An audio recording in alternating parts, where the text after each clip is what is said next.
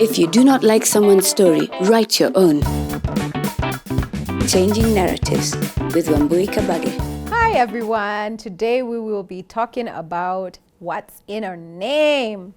Okay, so I got a response from one of my viewers, my wonderful viewers, and the question was, when I get married, do I have to change my name? And if I don't change my name, is that going to affect my property ownership in terms of inheritance?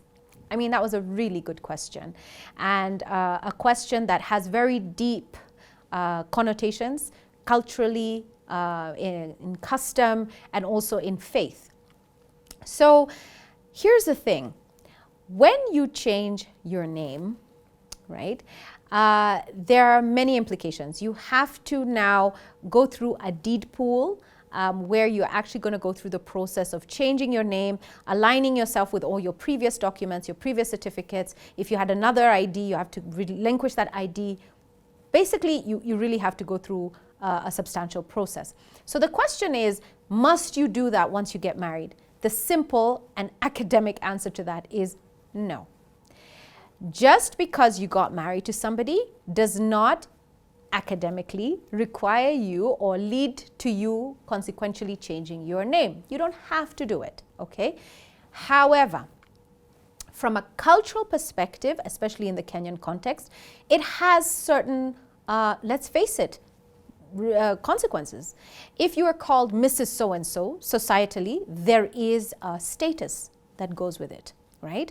There is a recognition, there is an acknowledgement, right? I'll give an example in the diplomatic world. A diplomat cannot become a diplomat unless they're married, right? An ambassador specifically. You will not be given status as an ambassador if you're not married. So being married has a status, but as a woman, whether you choose to call yourself a Mrs. does not change your legal status. If you put your name, what's important? Get this, guys. What's important is if you put your name on a marriage certificate, it must be in congruence or in line with or the exact same name as is in your ID. That's the only thing that you need to be able to have proof of or line it up with if issues of inheritance or succession come up. Okay, so the question of will you be entitled to your husband's property, all you need to prove is that you have a legal marriage certificate and the name that is there is your name in accordance to all other documents. However, if you are from certain customary backgrounds or certain ethnic groups or certain faiths, it is an expectation.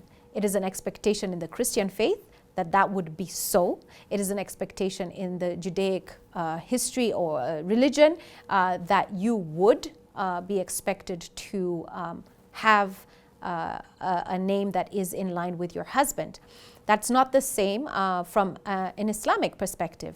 Muslim women are not expected, in fact, should not change their name. They should retain their names for purposes of inheritance. Having said that, the feminist movement has also changed things. Women now hyphenate their names. So you can have your father's name and hyphenate it with your husband's name. So really, at the end of the day, the question of whether you should change your name is very individual. It's based on you. You as the person who decides whether you want to change your name. On the legal side, I'll just tell you, that is not a requirement. From a certificate perspective. So you'll need to balance those things out. What is the consequence of you not changing your name? Or what is the consequence of you changing your name? Depending on who you are and where you're from. I hope that has been beneficial, and please like, share, and subscribe.